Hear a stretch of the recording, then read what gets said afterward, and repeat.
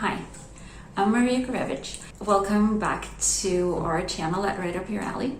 And today I want to talk about synonyms and why memorizing lists of synonyms doesn't help students enrich their vocabulary or improve their writing. And I'm going to introduce two new strategies that'll help enrich vocabulary. Everyone knows the definition of a synonym.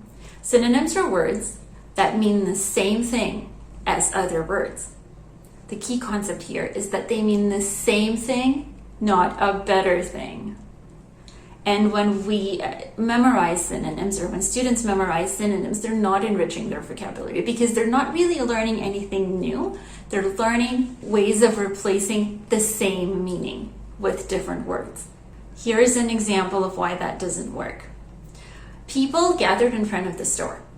It's a sentence a student recently wrote. I said, you've used the word people 7 times in the past 5 sentences, let's replace it.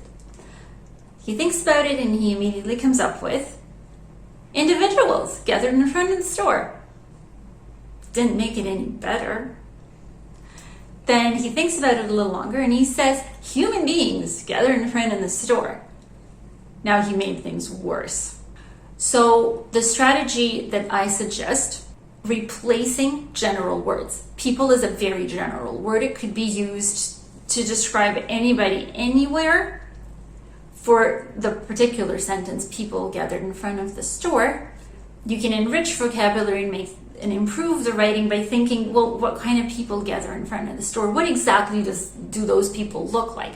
And then you come up with words like a crowd gathered in front of the store, locals gathered in front of the store, shoppers gather in front of the store, customers gather in front of the store, bargain hunters gather in front of the stores. Those words are not direct synonyms of people. They are different words. Words that might not come to mind immediately when the student is writing, something that he has to be prompted to do several times until he gets into the habit himself. So the first strategy is replace general words. The second strategy for enriching vocabulary is to reduce the use of universal adjectives.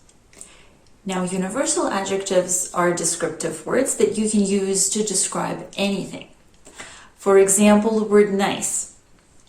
And when the word nice is overused, used more than once in a short paragraph, the usual instinct is to replace it with direct synonyms, words like beautiful and amazing. That's what my students usually do.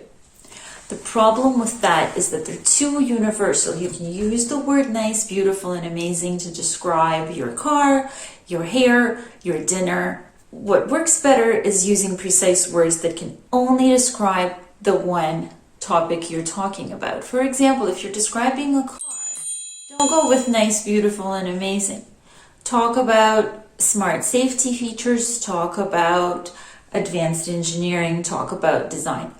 When you're talking about your dinner, words like flavorful, mouth-watering, just like grandma used to make, are a lot more precise and much better than universal adjectives like beautiful and amazing. I understand that when a student is asked to replace a repetitive word in a text, the immediate instinct is to go to synonyms and start looking up synonyms, but don't do that.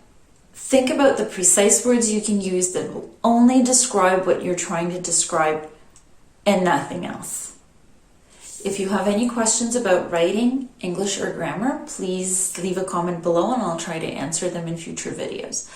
And I look forward to seeing you in our writing classes.